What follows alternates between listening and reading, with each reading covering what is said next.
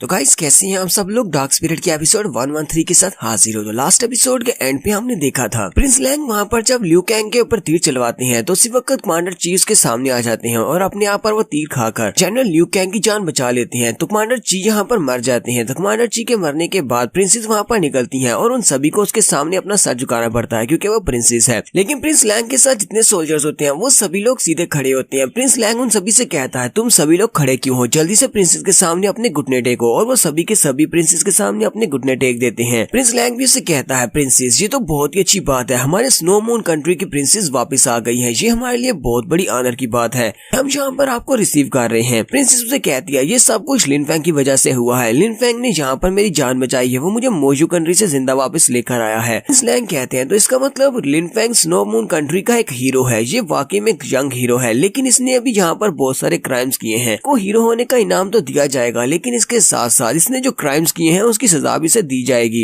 ये अपनी आर्मी को लेकर इंपीरियल सिटी के अंदर चला आया। इंपीरियल सिटी के अंदर कोई भी अपनी आर्मी को लेकर नहीं आ सकता। लिन फेंग उसे कहता है प्रिंस लैंग तुम तो अभी भी यहाँ पर मेरे ऊपर इल्जाम लगाने के बहाने ढूंढ रहे हो, तुम्हें तो बस कोई वजह चाहिए मेरे ऊपर इल्जाम लगाने की। प्रिंस लैंग उसे कहती है अगर तुमने कोई अच्छा काम किया है तो मैं तुम्हारी तारीफ करूंगा, तुमने प्रिंसेस को बचाया, मैंने तुम्हारी तारीफ की, तुम्हें एक हीरो कहा, लेकिन तुम यहाँ पर रिबेलियन कर रहे हो, इसी वजह से मैं तुम्हें बुरा कह रहा हूँ और तुम्हारे बुरे कामों को मैं बुरा ही कहूंगा। लिन फेंग उसे कहता है प्रिंस लैंग मुझे नहीं लगता कि हम दोनों को एक दूसरे को देखे हुए ज्यादा अरसा हुआ है, लेकिन मुझे ऐसा लग रहा है कि लास्ट टाइम के मुकाबले में तुम पहले से भी ज्यादा बड़े कमीने बन चुके हो। हर बार जब मैं तुम्हें देखता हूँ तो तुम पहले से ज्यादा बुरे होते हो। उसी वक्त उन्हें साइड से कुछ और गार्ड्स के आने की आवाज आती है। प्रिंस लैंग कहते हैं लगता है कि इंपीरियल गार्ड्स आ रहे हैं। अब ये लड़का चाहकर भी कुछ भी नहीं कर पाएगा क्योंकि इंपीरियल गार्ड्स के यहाँ पर होते हुए ये अपनी चीजी आर्मी के साथ यहाँ पर कुछ नहीं कर सकता। सेकंड प्रिंस और उनके साथ काफी सारे रॉयल गार्ड्स होते हैं, वो सभी लोग वहाँ पर आकर खड़े हो जाते हैं। लिन फेंग भी उसकी तरफ देखता है तो वहाँ पर जो रॉयल गार्ड्स का कैप्टन होता है उसका नाम मेंग हान होता है। मेंग हान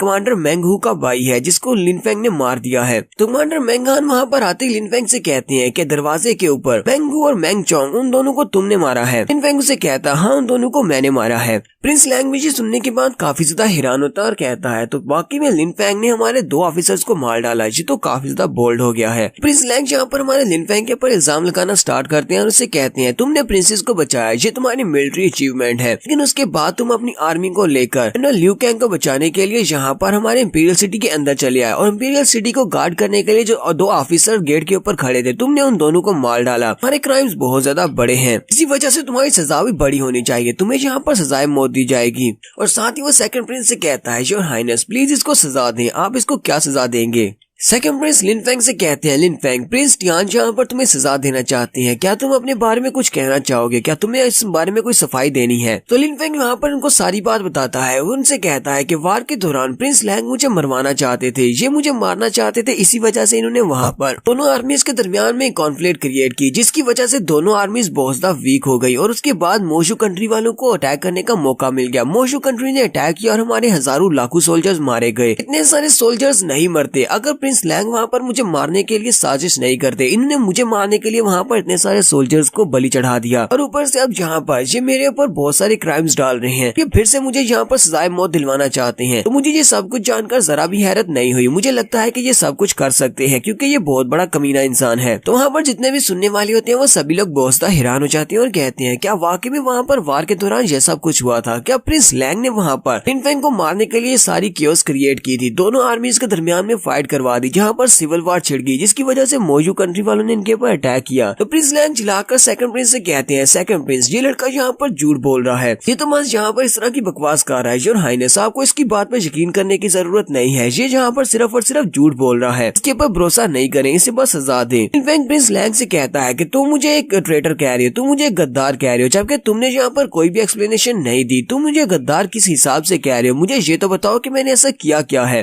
प्रिंस लैंग उसे कहते हैं चलो ठीक है मैं तुम्हें तुम्हारे क्राइम्स के बारे में बताता हूँ। तुम एक तो इंपीरियल सिटी के अंदर अपनी चीजी आर्मी को लेकर आ गए हो, तुम्हें पता होना चाहिए कि इंपीरियल सिटी के अंदर कोई भी बाहर की आर्मी नहीं आ सकती। और दूसरी बात तुमने वहाँ पर जो ऑफिसर्स थे मेंगू और मेंग चोंग उन दोनों को तुमने मार दिया, उन दोनों को मारने के बाद तुम यहाँ पर चले आए हो जनरल लियू कैंग को बचाने के लिए और यहाँ पर जनरल लियू कैंग को फांसी दी जा रही थी और तुमने इसमें भी बाधा डाली और यहाँ पर तुमने हमारे काफी सारे सोल्जर्स को मार दिया। अभी तुम्हें लगता है कि तुमने यहाँ पर कोई भी क्राइम नहीं किया, ये सारे क्राइम मैंने तुम्हारे सामने रख दिए हैं।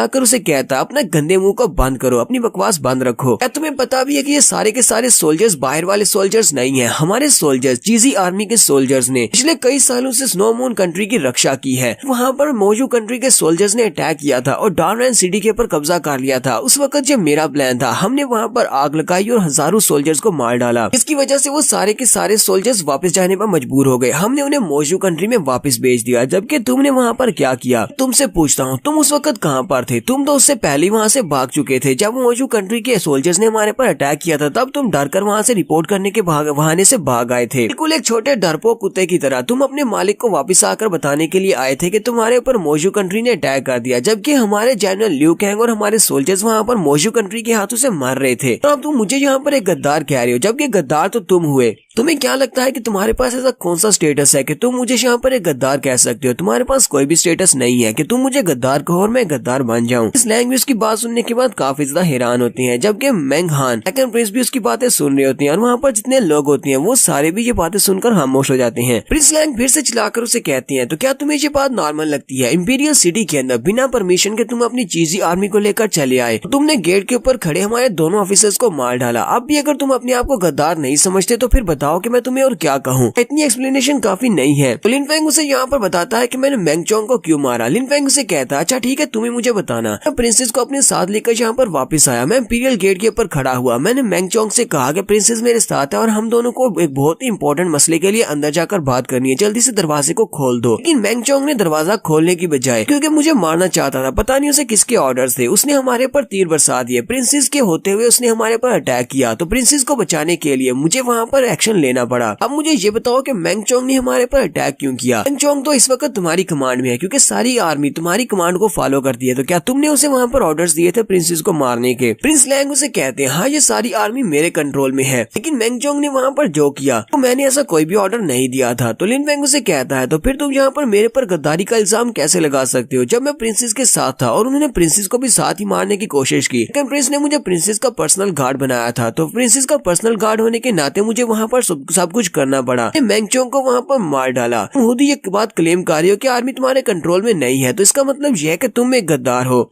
प्रिंस लैंग उसे कहती हैं, चलो ठीक है, ये बात तो मान ली कि तुमने मेंग चोंग को इसलिए मारा क्योंकि उसने वहाँ पर अटैक करने का ऑर्डर दिया था, लेकिन तुमने उसके फादर मेंग हू को क्यों मार डाला? तो लिन फेंग उसे कहता है, तो उसके फादर ने यहाँ पर अपने बेटे को डिफेंड करने के लिए वहाँ पर फिर से रोकने की कोशिश की। तो उसके बेटे ने वहाँ पर प्रिंसेस को भी मारने के ऑर्डर्स दिए थे, इसी वजह से मैंने उसके बेटे को वहाँ पर मार डाला। तो उसके बाद उसने मुझे और प्रिंसेस दोबारा हम दोनों को मारने की कोशिश की और हमें इंपीरियल सिटी के अंदर आने नहीं दिया। तो अब तुम ही बताओ कि मैं वहाँ पर क्या करता? अगर कोई प्रिंसेस को मारने की कोशिश करेगा तो मैं उसको भी मार डालूंगा। तो मैंने वहाँ पर ऑफिसर को भी मार डाला। प्रिंस लैंग उसे कहते हैं, तुमने बिल्कुल ठीक किया, उन दोनों को मार देना चाहिए था। जो भी हमारी रॉयल फैमिली यानी हमारी प्रिंसेस को मारने की कोशिश करेगा हमारी फैमिली का एक गद्दार है और उसे मारा जाएगा। लिन फेंग उसे कहता है, अब जबकि तुमने खुद इस बात को एक्सेप्ट किया है कि मुझे उन लोगों को मार देना चाहिए था, तो फिर मुझे बताओ कि मैं एक गद्दार कैसे हुआ? अपनी आर्मी को लेकर यहाँ पर इंपीरियल सिटी के अंदर चला आया, बाहर तुम्हारे लोगों ने मेरी प्रिंसेस के ऊपर अटैक किया, इसी वजह से मैं आर्मी को अपने साथ लेकर आया हूँ ताकि मुझे इंपीरियल सिटी के अंदर भी प्रिंसेस के ऊपर कोई अटैक न कर सके। तो प्रिंस लैंग उसे कहती है, चलो ठीक है, मैं तुम्हें इसके लिए तो नजरअंदाज कर देता हूँ, लेकिन उसके बाद क्या हुआ? हम अपनी चीजी आर्मी को लेकर यहाँ पर आए। जब हम लोग यहाँ पर जनरल ल्यू कैंग को सजाए मौत देने वाले थे, तुमने यहाँ पर हमारे एलीट ट्रूप्स को मार डाला ताकि तुम जनरल को बचा सको। तो मुझे बताओ कि तुम अपने इस क्राइम को कैसे कवर करोगे? तुम्हारा लिन फेंग भी प्रिंस लैंग से काफी सारे सवाल पूछता है कि जंग के दौरान तुम्हारे लोगों ने मेरे पर अटैक क्यों किया था और तुम वहाँ पर मुझे क्राइम में फंसाना क्यों चाहते थे कि मैंने प्रिंसेस को किडनैप किया है? प्रिंस लैंग उसके सवालों के जवाब नहीं दे पाता। लिन फेंग उसे कहता है, यहाँ पर बार बार मेरे पर इल्जाम लगा रही हो और मुझसे तुमने काफी सारे सवाल पूछे और मैंने तुम्हारे सारे सवालों के जवाब दे दिए, लेकिन तुमने अभी तक मेरे किसी भी सवाल को एक्सप्लेन नहीं किया। तुमने मुझे अभी कोई भी जवाब नहीं दिया। तुम्हारे पर भी बहुत सारे इल्जाम हैं। लिन फेंग उसे कहता है, हम लोग यहाँ पर अपनी चीजी आर्मी को लेकर प्रिंसेस को प्रोटेक्ट कर रहे हैं, लेकिन तुम अच्छे और बुरे में फर्क क्यों नहीं कर पा रहे? क्या तुम्हें दिखाई नहीं देता कि हम प्रिंसेस की रक्षा कर रहे हैं? तुमने ऐसा क्यों कहा कि हम लोगों ने यहाँ पर क्राइम्स किए हैं? तुम इतनी ज्यादा जल्दी में क्यों हो? तुम यहाँ पर बार बार ये कोशिश क्यों कर रहे हो कि मुझे जल्दी से जल्दी सजाए मौत दे दी जाए, मुझे किसी न किसी तरह से मार दिया जाए? दूसरी बात, जैसे मैं यहाँ पर अपनी चीजी आर्मी को लेकर पहुंचा था, तुमने जनरल ल्यू कैंग की एग्जीक्यूशन को तेज क्यों कर दिया? तुमने उसी वक्त जनरल ल्यू कैंग को मारने का ऑर्डर दिया। तुम थोड़ी देर के लिए रुक नहीं सकते थे? अब मैं और प्रिंसेस हम लोग जूजू कंट्री में वापस आ रहे थे। डार्करैन बॉर्डर के करीब हमारे पर सोल्जर्स ने अटैक किया था और वो सारे के सारे सोल्जर्स तुम्हारी एलीट यूनिट से थे। उन सोल्जर्स ने हमारे पर अटैक क्यों किया? सभी को तुमने ऑर्डर दिया था कि मेरे साथ साथ प्रिंसेस को भी मार डालो। सुनने वाले बॉसदा हैरान होते हैं और कहते हैं लिन फेंग यहाँ पर प्रिंस लैंग के खिलाफ जा रहा है, तो क्या लिन फेंग ने यहाँ पर जितनी भी बातें की हैं क्या वो वाकई में सच है? प्रिंस लैंग ने ये सब कुछ किया है। प्रिंस लैंग उसे कहते हैं तुम्हारे इन इल्जाम के अंदर कोई भी सच्चाई नहीं है, तुम तो बस यहाँ पर मेरी रेपुटेशन को खराब करना चाहते हो। मैं तुम्हारे किसी भी सवाल का जवाब नहीं दूंगा और कुछ भी एक्सप्लेन नहीं करूंगा। तो यहीं पर हमारी एपिसोड 113 का एंड हो जाता है। एपिसोड की एक्सप्लेनेशन अच्छी लगी हो तो कमेंट करके जरूर बताइएगा। चैनल को सब्सक्राइब कर दे, वीडियो को लाइक और शेयर कर दे। शुक्रिया।